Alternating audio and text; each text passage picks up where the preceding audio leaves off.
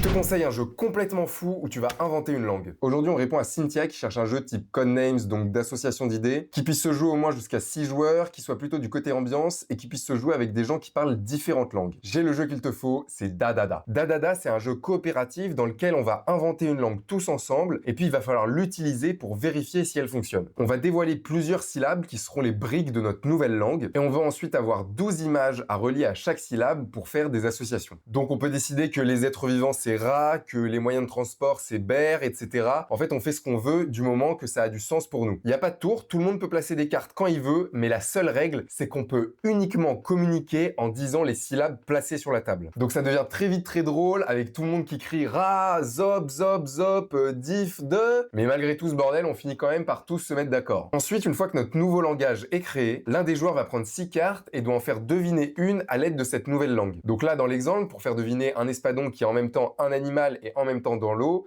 il peut dire rat de. Et c'est aux autres joueurs de trouver la bonne réponse. C'est vraiment un jeu hyper unique qui ressemble à rien d'autre. C'est complètement délirant mais finalement hyper malin parce que la langue qu'on va créer, si on s'en sort bien, et ben elle fonctionne vraiment. Et donc je vous conseille vraiment de tester le jeu parce que vous avez jamais joué à un truc comme ça. Dis-moi dans les commentaires si t'as d'autres jeux qui pourraient convenir et abonne-toi pour le prochain épisode du conseil.